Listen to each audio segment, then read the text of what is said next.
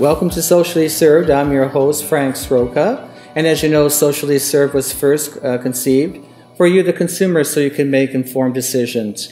Today with us in our studio, we have Jake Cohen, and he's the Vice President of Accessibility and Implementation, and with the Daniels Corporation.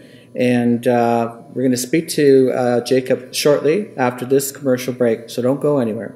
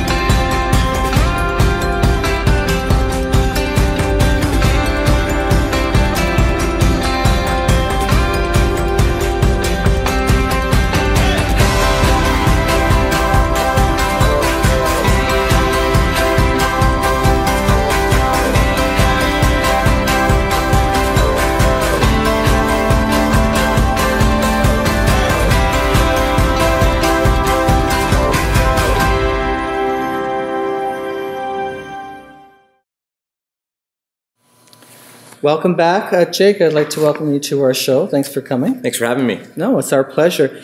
You know, when I first sort of came across an article in our local newspaper regarding the Daniels Corporation and sort of this whole emphasis on accessibility, and it's really captured me because here was a builder that was kind of talking the talk and being involved in the community and accessibility. And it was such a pleasure to have you come on board to speak to us about this initiative with the Daniels Group and accessibility.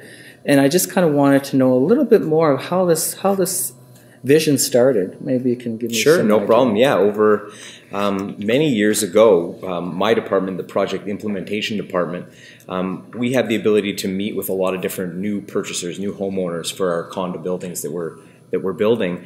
And what we continued to find is we continued to get people coming to us looking for different accessible designs and changes to their units. And what we found was it was very difficult for us to make those changes as the buildings were under construction or partially done or almost all done. It made it very cost prohibitive and very challenging for us to accommodate some of those needs. And we felt that was a real issue for us because we wanted to accommodate these issues or these needs that people had. So what we ended up doing is we conducted what's considered what we call the roll-through, where we had a colleague of ours come and join us to roll through one of our condo buildings, starting with just the amenity space, to have a look and see where we were deficient.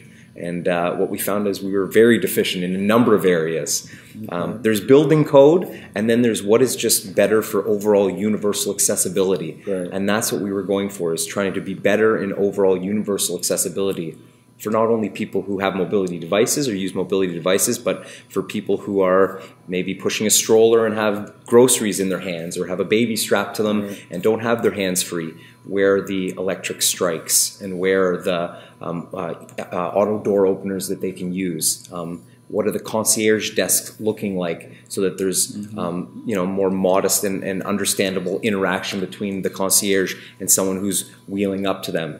Does it have to be so high? Can it be lowered down a little bit? So these were some of the things we like to think about right off the bat. So when you're saying a roll-through, so was this someone actually in a wheelchair that was... Yes, it was.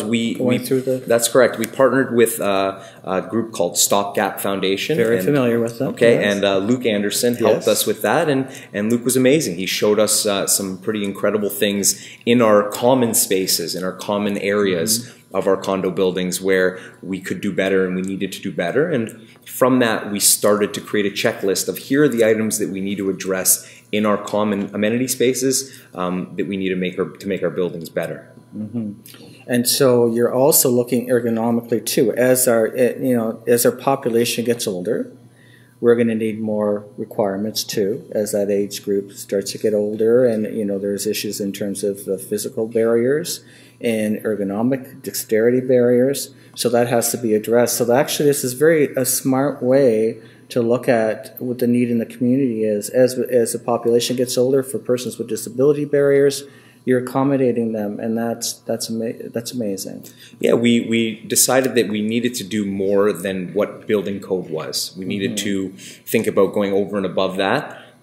What we found was that the common areas was one place, one start, but then we had Luke and Stopgap do a roll through of our actual units themselves, and that was eye-opening again, because we realized that there is building code again for units. What does a barrier-free unit look like? But then barrier-free unit doesn't necessarily have a roll-in shower or grab bars or a fold-down seat. All these things that seem like very standard elements that should be part of a barrier-free unit.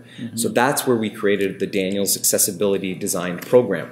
Good. And you can tell me a little bit more about that. Absolutely. So it was specific to the units themselves, where we identified about 7 to 10 specific items in the units. The shower is one item.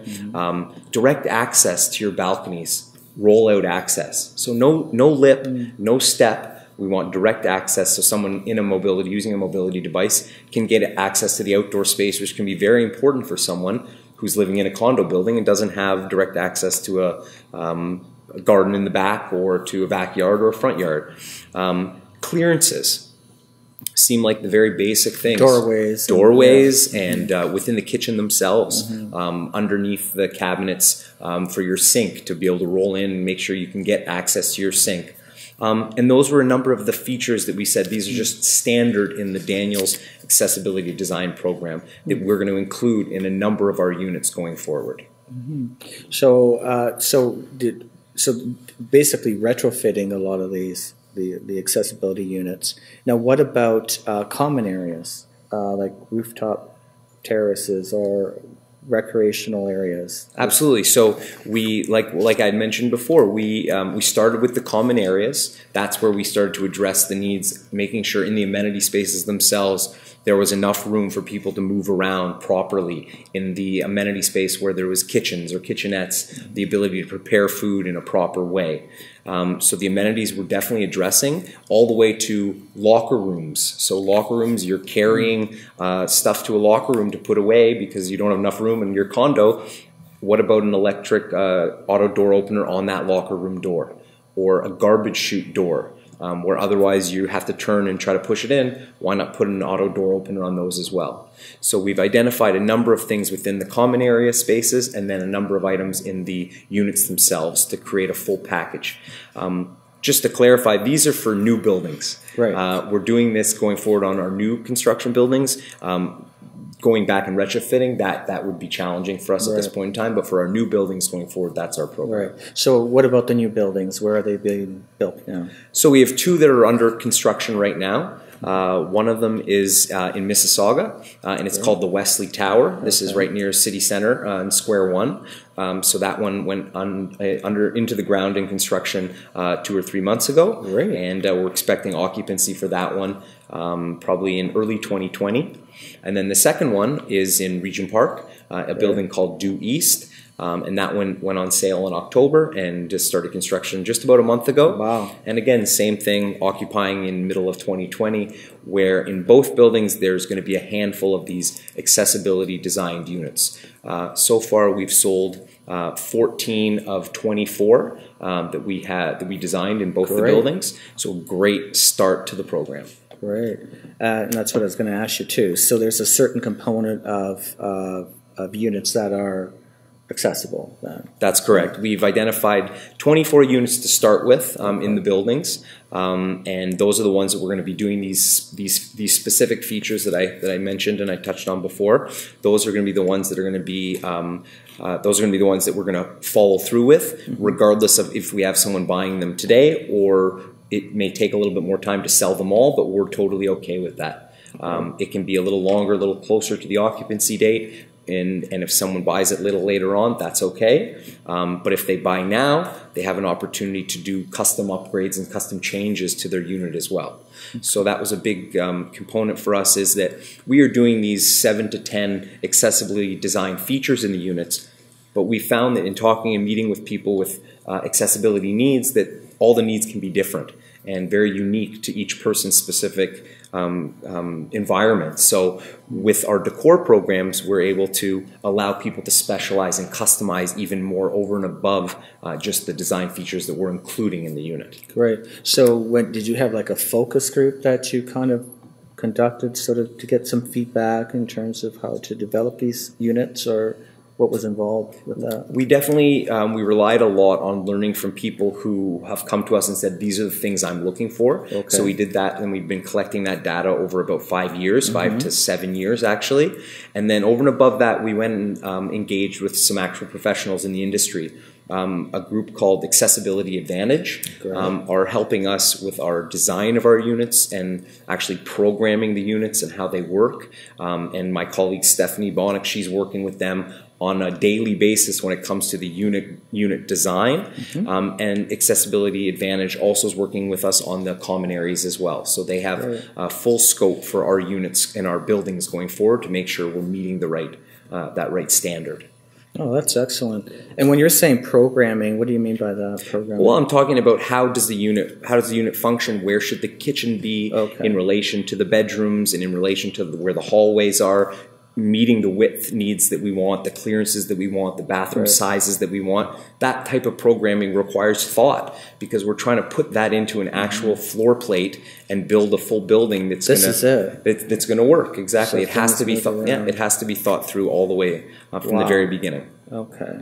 And this is in the design as well as in the initial inception of the design for the building. This is all considered. That's the most crucial part of all of this, is that we're doing it at the design stage. Wow. We're not waiting until after the concrete is poured, because then it doesn't work. We're doing it at the very beginning with the architects, with the designers, telling them this is the standard program that we want to include. This is how the features should look in the unit themselves, and build that in right away. And actually our team is creating a bit of a handbook or a guideline that will say this is the Daniels guideline, and we'll be able to roll that out and say this is our standard for these type of units, and this is how we want to move forward with it. So this is exciting. It's great. We're thrilled with it. It's been very good. So great response so far. Excellent, excellent. So we'll be right back after this commercial break, and we may have actually a clip on one of the virtual tours from the Daniels Corporation Group on one of these units, right? Great. So we'll be back right after this message. Don't go anywhere.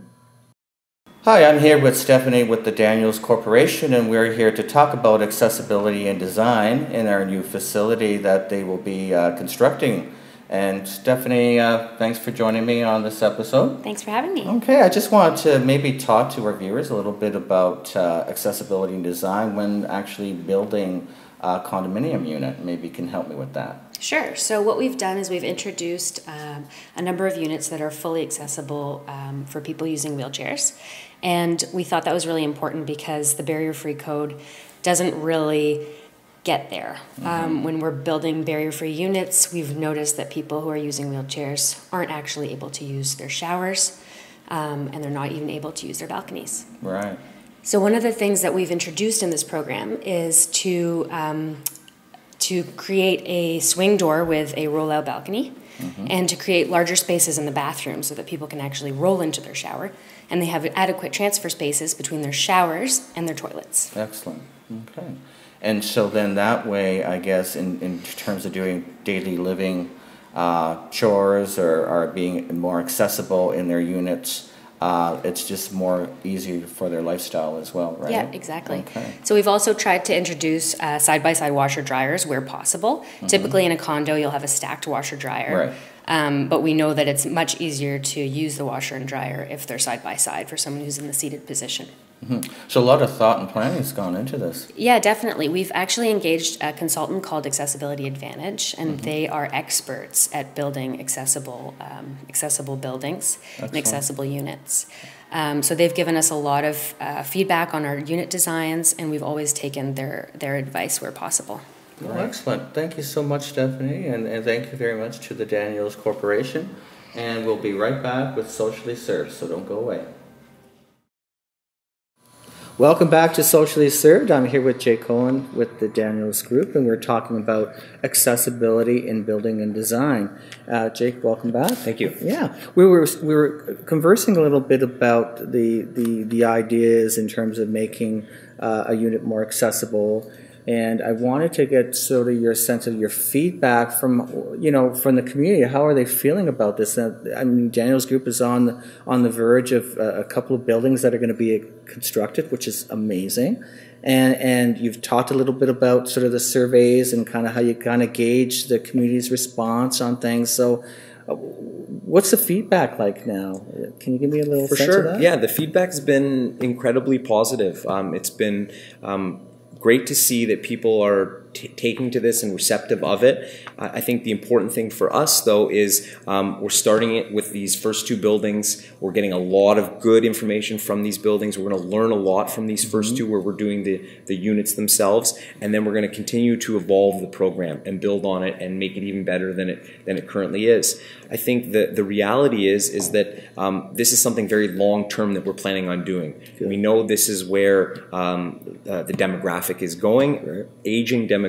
We know that people who maybe need use mobility devices, or there may be people who don't use mobility devices but are thinking about the future and want to make investments in units that can help them in the future. Maybe it's for a parent 10 years from now. That's the type of thing that we're trying to work towards, and that's what has been really positive about the feedback we've received from people about it. And that's smart. That's a smart way of doing it. And again, as our population gets older, healthcare and taking care of elderly parents at home is the way it's going. And most people don't want to go elsewhere. They want to be at home. They want to feel very comfortable in an environment that they're used to. So trying to negotiate, creating an environment for that is excellent. I think it's fantastic. So we're going to go to a clip, and I just wanted you to maybe perhaps distinguish to me a little bit about the amenities in terms of the kitchen function. Sure, absolutely. What you'll see in the clip is you'll see a bunch of the amenities or the features in the actual design of the unit that are standard practice that we're putting into these units. And then what you'll also see is the kitchen is a fully accessible kitchen, which means it's going to have actual appliances that are fully accessible. So we're talking about a dishwasher that can be pulled out. We're talking about a stove that has a drawer that can be pulled out as well, where you can do preparation. We're talking about the counter heights being at the appropriate height for someone using a mobility device. A number of these things is what you'll see in the clip. This is great. So we're going to see this. You will see this right now. Awesome. So we're going to take a look at the clip, and we'll be right back. Introducing the Daniels Accessibility Design Program. Daniels Accessibility Design Suites provide 34-inch wide interior doorways to accommodate a variety of mobility devices.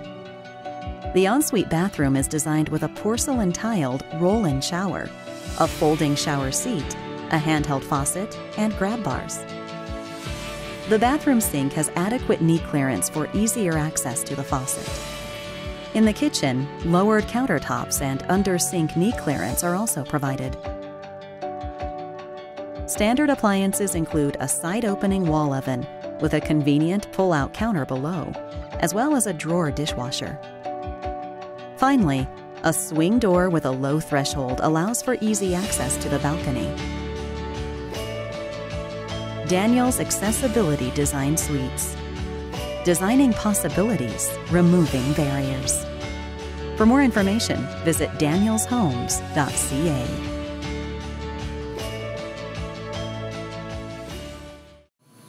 Welcome back. That was amazing concept there that we just saw, and it's so appreciative to have you on the show. So where does the Daniels Group go from here? What's the plans? What's the big plan? Well, thank you for asking. Well, our goal has always been to find different and new ways to have people get into home ownership. So we've always been focusing on home ownership as been a real crucial element and breaking down barriers where possible. A lot of the things in the programs that we do, we break down financial barriers. In this program, the Daniels Accessibility Design Program, we're breaking down physical barriers to allow people from a wide spectrum to have access to this type of home ownership, condo home ownership, which otherwise, without these changes, probably wouldn't be achieved. So that's our program, and our goal is to roll this out for all future Daniels high-rise buildings going forward. We're starting small, but our program is to go forward with all the buildings. I am so impressed. Excellent. Thank you. Any information that our viewers need to know? Sure, please visit danielshomes.ca for any information on the accessibility design program, and that's the best way to find us. Excellent. Thanks so much for being on the show, Jacob. Thank you. And to our viewers, thank you for joining us, and we will see you next time on Socially Served.